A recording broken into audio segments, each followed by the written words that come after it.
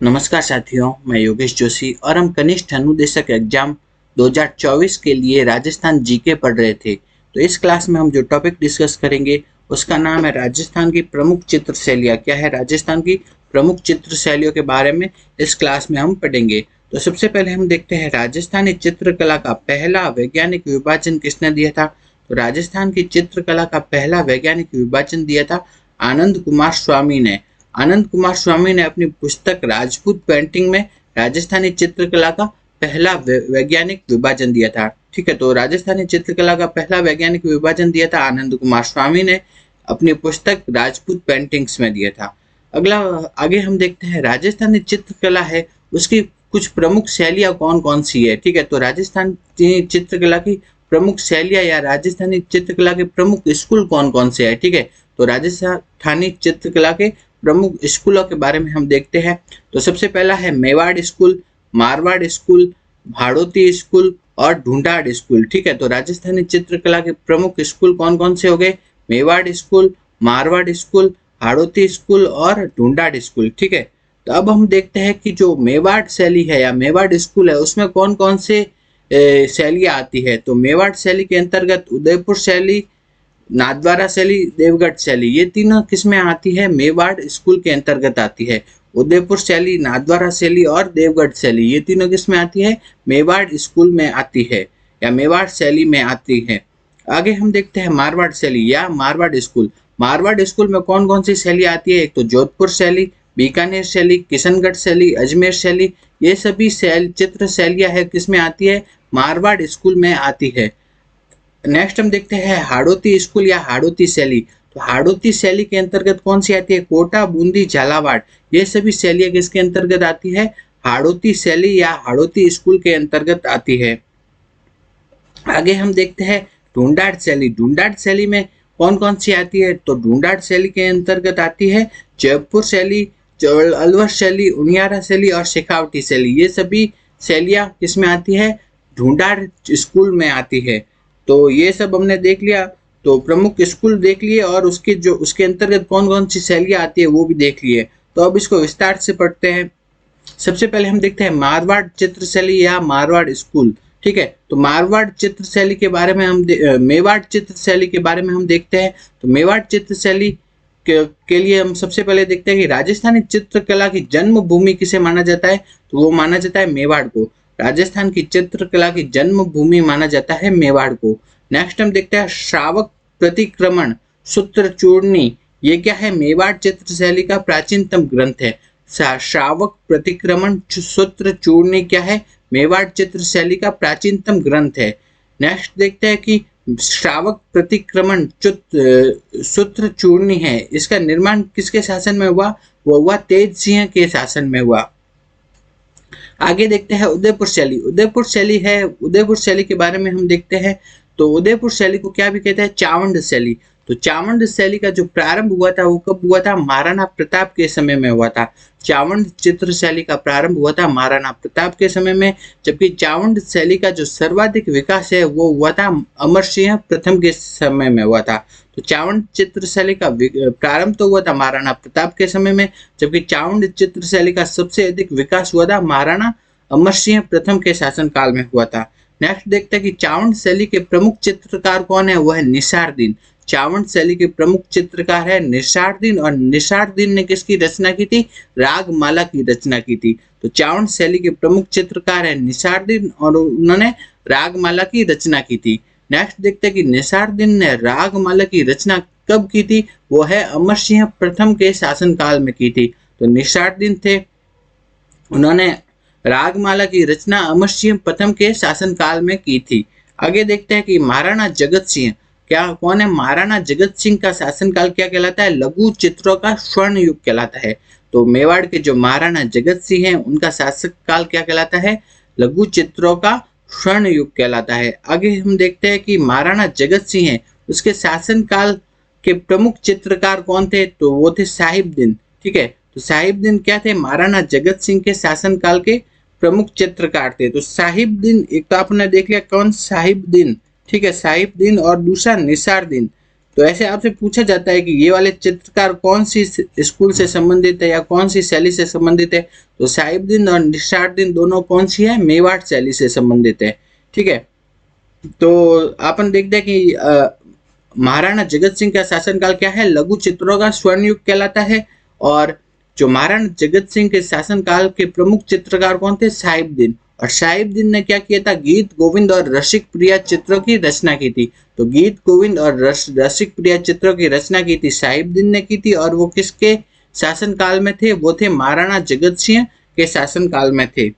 Next हम देखते हैं महाराणा जगत सिंह ने क्या है, राजमहल में क्या चित्तौरी ओवेरी नामक चित्रशाला का निर्माण करवाया था। तो राजमहल में चित्तौरी ओवेरी नामक चित्रशाला का निर्माण किन्होंने कराया था, वो करवाया था मेवाड़ के महाराणा जगत सिंह ने। इसे क्या भी कहा जाता है, तस्वीर और कारखानों। तो मेवाड़ के राजमहल में चित्तौरी ओवेरी नामक चित्रशाला का निर्माण कराया था महाराणा जगत सिंह ने करवाया था। ठीक है, नेक्स्ट हम देखते हैं नाथद्वारा शैली। नाथद्वारा शैली भी किसके अंतर्गत आती है, मेवाड़ शैली के अंतर्गत आती है। नाथद्वारा शैली में मुख्यतः क्या किया जाता है, पिछवाइयों का चित्रांकन किया जाता है। तो ये प्रश्न बहुत पूछा जाता है कि पिछवाइयों का चित्रांकन किस चित्र शैली की विशेषता है, वह नाथद्वारा चित्र शैली की विशेषता है। पिछवाई चित्रण का प्रमुख विषय क्या होता है, पिछवाई चित्रण का प्रमुख विषय होता है श्री कृष्ण की लीलाओं पर आधारित होती है पिछवाई। तो पिछवाई चित्रण का प्रमुख विषय है श्री कृष्ण लीला। अगला हम देखते हैं नाथद्वारा चित्र शैली के प्रमुख चित्रकार कौन है, वह रामचंद्र, घासीराम, कमला, इलायची, ये सब क्या है, नाथद्वारा चित्र शैली के प्रमुख चित्रकार है। आगे देखते हैं कि देवगढ़ शैली। देवगढ़ शैली भी किसमें आती है, मेवाड़ शैली में। देवगढ़ शैली के जो प्रमुख चित्रकार कौन से है, वो है कवला, चौखा, बैजनाथ। ये क्या है, देवगढ़ चित्र शैली के प्रमुख चित्रकार है। तो ये हो गई मेवाड़ चित्र शैली या मेवाड़ स्कूल हो गया। मेवाड़ स्कूल के बाद हम देखते हैं हाड़ौती स्कूल। कौन सा, हाड़ौती स्कूल। हाड़ौती स्कूल या हाड़ौती शैली, इसके अंतर्गत कौन कौन सी शैली आती है, वो है कोटा शैली, बूंदी शैली और झालावाड़। कोटा, बूंदी और झालावाड़ ये तीनों किसमें आती है, हाड़ौती शैली के अंतर्गत आती है। तो इसको हम विस्तार से देखते हैं। तो सबसे पहले क्या देखते हैं, बूंदी शैली। कौन सी है, बूंदी शैली। बूंदी शैली की प्रमुख विशेषता क्या है, पशु पक्षियों का चित्रण।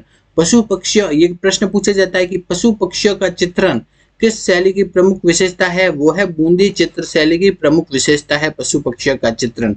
और एक पूछा जाता है कि शिकार के चित्र किस चित्र शैली की प्रमुख विशेषता है, वह है कोटा चित्र शैली की। ठीक है, तो पशु पक्षियों का चित्रण कौन सी चित्र शैली की विशेषता है, बूंदी चित्र शैली की विशेषता है। नेक्स्ट हम देखते हैं बूंदी के कौन है, मतीराम। बूंदी के मतीराम थे, उन्होंने किसकी रचना की, रसराज। बूंदी के मतीराम ने किसकी रचना की थी, रसराज की रचना की थी। आगे हम देखते हैं चित्रशाला। ठीक है, चित्रशाला कहाँ स्थित है, तो चित्रशाला का निर्माण कहाँ पे स्थित है चित्रशाला, वो है बूंदी के महलों में स्थित है। और इसका निर्माण करवाया था महाराजा उमेद सिंह ने। तो चित्रशाला कहाँ पे स्थित है, बूंदी के महलों में स्थित है, और इसका निर्माण करवाया था महाराजा उमेद सिंह ने। नेक्स्ट हम देखते हैं कि रंगमहल। रंगमहल जो कि अपने भित्ति चित्रों के लिए प्रसिद्ध है, वो भी कहाँ पे स्थित है, बूंदी में स्थित है, और इसका निर्माण करवाया था महाराजा छत्रसाल ने। तो दो चीजें हो गई, एक तो रंगमहल हो गई और दूसरा हो गई चित्रशाला। चित्रशाला कहाँ है, बूंदी में स्थित है। रंगमहल भी कहाँ स्थित है, बूंदी में। चित्रशाला का निर्माण कराया था महाराजा उमेद सिंह ने, जबकि रंगमहल का निर्माण कराया था महाराजा छत्रसाल ने। और रंगमहल किसके लिए प्रसिद्ध है, अपने भित्ति चित्रों के लिए प्रसिद्ध है। आगे हम देखते हैं दुगारी किले का संबंध किस चित्र शैली से है, वह बूंदी की चित्र शैली से। तो दुगारी किले का संबंध है बूंदी चित्र शैली से। नेक्स्ट हम देखते हैं कोटा चित्र शैली। कौन सी, कोटा शैली या कोटा चित्र शैली के बारे में देखते हैं। तो कोटा चित्र शैली को हम देखते हैं कि शिकार के चित्र किस चित्र शैली की प्रमुख विशेषता है, वह है कोटा चित्र शैली। शिकार के चित्र तो हो गए कोटा चित्र शैली की विशेषता, जबकि जो आपने देखा है पशु पक्षियों के चित्र हो गए, वो हो गए बूंदी चित्र शैली की विशेषता होती है। नेक्स्ट देखते हैं कि कोटा चित्र शैली का उत्कृष्ट काल कब का माना जाता है, तो महाराजा उमेद सिंह प्रथम है, उनके समय का जो काल है वो कोटा चित्र शैली का उत्कृष्ट काल माना जाता है। तो ये हो गई कौन सी, ये पूरी हो गई कोटा और बूंदी वाली शैली। कौन सी हो गई, ये हो गई हाड़ौती शैली। हाड़ौती शैली के बाद में हम देखते हैं कौन सी, ढूंढाड़ी शैली। कौन सी, ढूंढाड़ी शैली में कौन कौन सी शैलियाँ आती है, या ढूंढाड़ी स्कूल में कौन कौन सी शैली आती है, आमेर शैली, जयपुर शैली, अलवर शैली, मुनियारा शैली, शेखावटी शैली, ये सब किसमें आती है, ढूंढाड़ स्कूल के अंतर्गत आती है। तो सबसे पहले हम देखते हैं आमेर शैली। तो आमेर शैली के बारे में क्या इम्पोर्टेंट है चीज, मोजमाबाद के जो भित्ति चित्र है और मुगल गार्डन, मोजमाबाद के भित्ति चित्र तथा बैराट के मुगल गार्डन, ये आमेर चित्र शैली की प्रमुख विशेषताएं हैं। तो मोजमाबाद के भित्ति चित्र और बैराट का जो मुगल गार्डन है वो कौन सी चित्र शैली से संबंधित है, वह है आमेर चित्र शैली से संबंधित है। तो आमेर चित्र शैली से संबंधित क्या है, मोजमाबाद के भित्ति चित्र और बैराट का मुगल गार्डन। आगे हम देखते हैं जयपुर शैली। जयपुर शैली के प्रमुख चित्रकार कौन थे, साहिब राम। देखो दो चीजें हैं, एक तो है साहिब दिन, ठीक है, और दूसरा है साहिब राम। तो साहिब दिन तो कौन सी चित्र शैली से संबंधित थे, वो थे मेवाड़ चित्र शैली से, जबकि साहिब राम किससे है, वो है जयपुर चित्र शैली से संबंधित है। ठीक है, तो इसको ऐसे याद कर सकते हैं। तो साहिब दिन में क्या आ रहा है, दिन आ रहा है, ठीक है, और दिन, और मेवाड़ में क्या आ रहा है, वाड़ से मिलता जुलता शब्द है वार। तो वार किसी वार है, वार का ही दूसरा नाम क्या है, दिन, कि सोमवार मंगलवार। ठीक है, तो इस टाइप से याद कर सकते हैं इसको कि साहिब दिन कौन से चित्र शैली से संबंधित है, मेवाड़ से, जबकि साहिब राम है जयपुर से। नेक्स्ट हम देखते हैं साहिब राम, जो कि कौन सी चित्र शैली से संबंधित है, जयपुर की चित्र शैली से संबंधित है। साहिब राम ने अपने द्वारा बनाए गए आदमकद पोर्ट्रेट के लिए प्रसिद्ध है। तो साहिब राम जो कि जयपुर चित्र शैली से संबंधित है, वो किसके लिए प्रसिद्ध है, वो अपने द्वारा बनाए गए आदमकद पोर्ट्रेट से संबंधित है। तो साहिब राम का संबंध किससे है, आदमकद पोर्ट्रेट से। आगे हम देखते हैं जयपुर चित्र शैली पर मुगल चित्रकला का प्रभाव दिखाई देता है। तो जयपुर की जो चित्र शैली है उस पर किसका प्रभाव दिखाई देता है, मुगल चित्रकला का प्रभाव दिखाई देता है। अगला प्रश्न है कि जयपुर चित्रकला का स्वर्ण काल, तो जयपुर चित्रकला है उसका स्वर्ण काल कब माना जाता है, तो जयपुर चित्रकला का स्वर्ण काल माना जाता है सवाई प्रताप सिंह के समय का। तो जयपुर चित्रकला का स्वर्ण काल माना जाता है सवाई प्रताप सिंह के समय का। जयपुर चित्र शैली की प्रमुख विशेषताएं कौन कौन सी है, आदमकद पोर्ट्रेट, लघु चित्र, पोथी चित्र, ये सब क्या है, जयपुर की चित्र शैली की प्रमुख विशेषताएं है।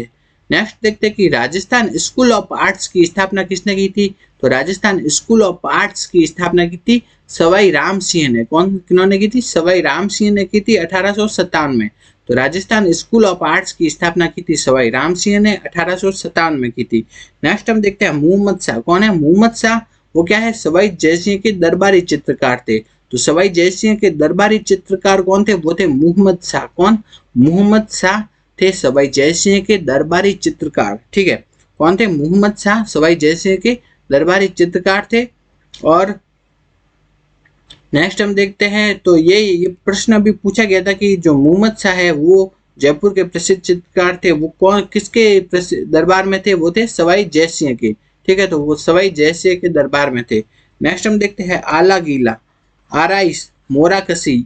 आला गीला भी बोल सकते हैं, आराइस भी बोल सकते हैं, मोराकसी भी बोल सकते हैं। ये क्या चीज होती है, तो जयपुर के भित्ति चित्रों की विशेष पद्धति है। आला गीला, आराइस या मोराकसी क्या है, जयपुर के भित्ति चित्रों की विशेष पद्धति है। इसमें क्या करते हैं, चूने के प्लस्तर को घोट कर क्या कर दिया जाता है, पतला कर दिया जाता है। ठीक है, तो आला गीला वगैरह में क्या है, चूने के प्लस्तर होता है उसको घोट कर क्या कर देते हैं, पतला कर देते हैं, तथा इस पर क्या है, चित्रण किया जाता है, तथा इस पर क्या करते हैं, चित्रण किया जाता है, इसमें आला गीला पद्धति में।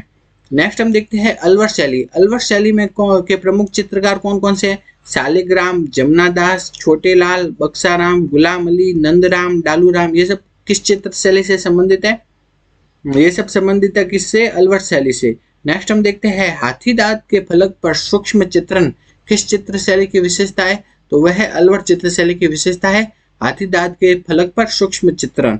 नेक्स्ट हम देखते हैं हाथी दांत के फलक पर सूक्ष्म चित्रण करने वाले प्रमुख चित्रकार कौन से हैं, उदयराम तथा मूलचंद। कौन से, उदयराम तथा मूलचंद। नेक्स्ट है कि उनियारा शैली। कौन सी, उनियारा शैली।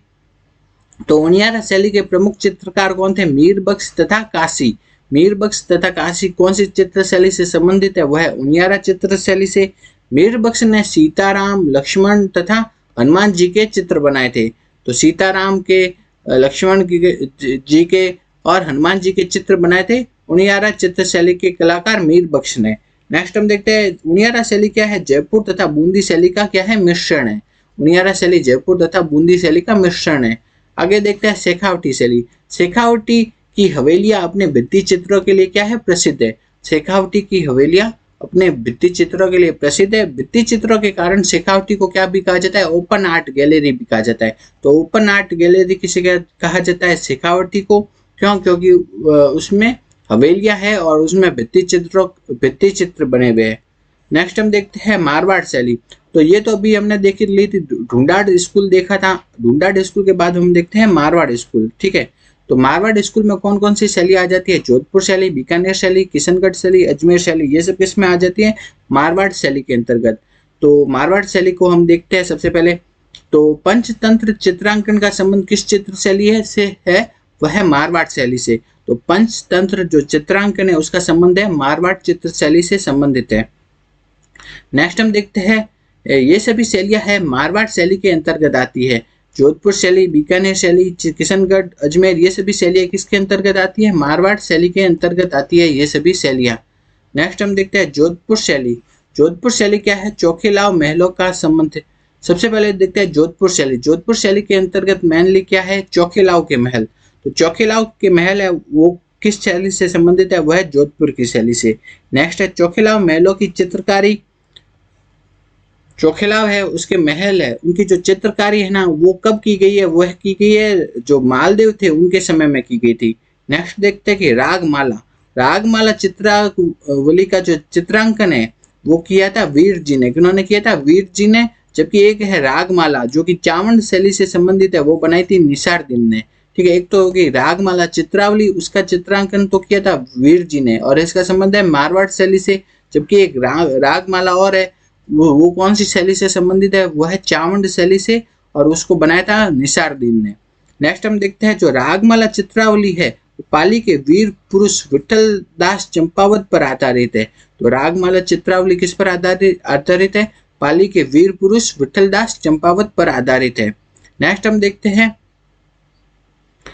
जो रागमाला चित्रावली है उसका संबंध जोधपुर चित्र शैली से है, ये देख लिया हमने। जोधपुर चित्र शैली में लाल पीले रंगों की प्रधानता होती है। रामा, नाथा, छज्जू, सैफू इत्यादि क्या चित्रकार कौन सी चित्र शैली से संबंधित है, वह है जोधपुर की चित्र शैली से। आगे हम देखते हैं बीकानेर शैली। बीकानेर शैली में प्रमुखतः कितने दो परिवारों का मुख्य योगदान है। दो परिवार कौन कौन से है, पहला तो हो गया मथेरन परिवार और दूसरा हो गया उस्ता परिवार। ठीक है, मथेरन परिवार में क्या है, जैन समुदाय के लोग आते हैं और ये अपने आप को क्या भी कहते हैं, महात्मा भी कहते हैं। मथेरन परिवार मुख्यतः किसके, शासकों के व्यक्तिगत चित्र बनाने के लिए जाने जाते हैं। बीकानेर शैली में दो प्रमुख परिवार है, एक तो मथेरन परिवार, दूसरा है उस्ता परिवार। मथेरन परिवार में तो क्या आते हैं, वो जैन समुदाय के लोग आते हैं और ये जो शाही परिवार है, ठीक है, राज परिवार है, उनके व्यक्तिगत चित्र बनाने के लिए जाने जाते हैं। महाराजा अनूप सिंह के शासन काल में इनको सर्वाधिक संरक्षण प्राप्त हुआ। मथेरन परिवार को सबसे अधिक संरक्षण मिला महाराजा अनूप सिंह के शासन काल में। नेक्स्ट हम देखते हैं जो मथेरन परिवार है, मथेरन परिवार के जो प्रमुख चित्रकार कौन से हैं, मुन्नालाल, मुकुंद इत्यादि मथेरन परिवार के प्रमुख चित्रकार है। नेक्स्ट हम देखते हैं उस्ता परिवार। उस्ता परिवार है, उस्ता परिवार के बारे में देखते हैं। तो मुगल शैली के चित्र बनाने में कुशल थे। तो उस्ता परिवार के जो लोग थे वो किसके, मुगल शैली के जो चित्र बनाने में कुशल थे। नेक्स्ट देखते हैं कि उस्ता परिवार ने उस्ता कला को विकसित किया। तो उस्ता कला को विकसित किसने किया, उस्ता परिवार ने। नेक्स्ट देखते हैं उस्ता कला क्या है, ऊंट की खाल पर जो सोने की मीनाकारी या सोने की चित्रकारी की जाती है ना, उसे ही कहा जाता है उस्ता कला। और उस्ता कला के लिए प्रसिद्ध स्थान कौन सा है, बीकानेर है। और उस्ता कला को विकसित किसने किया था, वो बीकानेर के उस्ता परिवार ने विकसित किया था। नेक्स्ट हम देखते हैं उस्ता कला के प्रमुख जो कलाकार कौन से है, रुकनुद्दीन, अली रजा, हसन, ये सब क्या है, उस्ता कला के प्रमुख कलाकार हैं। नेक्स्ट हम देखते हैं मारवाड़ स्कूल की एक और शैली कौन सी होगी, किशनगढ़ शैली। ठीक है, तो किशनगढ़ शैली के बारे में देख लेते हैं। किशनगढ़ शैली का जो स्वर्ण युग माना जाता है वो माना जाता है महाराजा सावंत सिंह के समय का। महाराजा सावंत सिंह थे, उनका उपनाम क्या था, नागरीदास भी उनका उपनाम था। इनके दरबार में एक जो चित्रकार थे उनका नाम था मोर ध्वज निहाल चंद। और मोर ध्वज निहाल चंद उन्होंने क्या बनाई थी, बनी ठनी चित्र का संबंध किससे है, किशनगढ़ चित्र शैली से। उसको बनाया किसने था, मोर ध्वज निहाल चंद ने। मोर ध्वज निहाल चंद किसके दरबार में दरबारी थे, वो थे सावंत सिंह के या नागरीदास के दरबार में दरबारी थे। अब हम देखते हैं बनी ठनी को क्या कहते हैं, भारत की मोनालिसा भी कहा जाता है। नेक्स्ट है कि 1973 में बनी ठनी पेंटिंग पर डाक टिकट भी जारी हो चुका है। तो ऐसी कौन सी पेंटिंग है जिस पर डाक टिकट जारी हो चुका है? वह है बनी ठनी। नेक्स्ट हम देखते हैं नानक राम का संबंध कौन सी चित्र शैली से है? वह है किशनगढ़ चित्र शैली से। ये प्रश्न पूछा जा चुका है। अगला हम देखते हैं अजमेर शैली। अजमेर शैली है उसके अजमेर शैली में हम देखते हैं राजा बाबूजी का जो चित्र है वो कौन सी चित्र शैली का है? वो है अजमेर चित्र शैली का, और इसको बनाया था जूनिया के चांद ने बनाया था। तो अजमेर शैली के जो प्रमुख चित्र कौन सा है? राजा बाबूजी का चित्र, और उसको बनाया था जूनिया के चांद ने बनाया था, और यह अजमेर शैली का है। नेक्स्ट हम देखते हैं जो प्रश्न पूछे जा चुके हैं इंपॉर्टेंट, वो देखते हैं कि पारदर्शी वेशभूषा किस शैली की विशेषता है? वह नागौर शैली की। जो पारदर्शी वेशभूषा है नागौर शैली की विशेषता। नेक्स्ट देखते हैं कि किस शैली में वृद्धावस्था के चित्रों को कुशलता से दिखाया गया है? नागौर शैली में। तो पारदर्शी वेशभूषा और वृद्धावस्था के चित्रों की प्रमुख विशेषता किसकी है? नागौर चित्र शैली की प्रमुख विशेषता है। नेक्स्ट हम देखते हैं मूमल। मूमल चित्र का संबंध किससे है? जैसलमेर चित्र शैली से है। तो मूमल चित्र का संबंध है जैसलमेर चित्र शैली से। आगे हम देखते हैं राजस्थान के सर्वाधिक प्राचीन चित्र ग्रंथ कौन से हैं? तो राजस्थान के सर्वाधिक प्राचीन चित्र ग्रंथ है वो है ओध निरुक्ति वृत्ति। कौन सा है? पहला ओध निरुक्ति वृत्ति, और दूसरा है 10 वैकालिका सूत्र चूर्णी। तो राजस्थान के सबसे प्राचीन चित्रित ग्रंथ है ओध निरुक्ति वृत्ति और 10 वैकालिका सूत्र चूर्णी। ये दोनों कहाँ मिलते हैं? जैसलमेर के भंडार में मिले हैं। ठीक है, तो राजस्थान के सबसे प्राचीन चित्रित ग्रंथ है ओध निरुक्ति वृत्ति और 10 वैकालिका सूत्र चूर्णी। ये मिले हैं जैसलमेर के भंडार में मिले हैं। नेक्स्ट हम देखते हैं चित्रकार है और वो किस चित्र शैली से संबंधित है? ये प्रश्न पूछा जाता है, तो थोड़ा याद रखना है। साहिबदीन और निसारदीन, ठीक है, ये दोनों है उदयपुर चित्र शैली या मेवाड़ चित्र शैली से संबंधित है। इनका संबंध है मेवाड़ चित्र शैली से।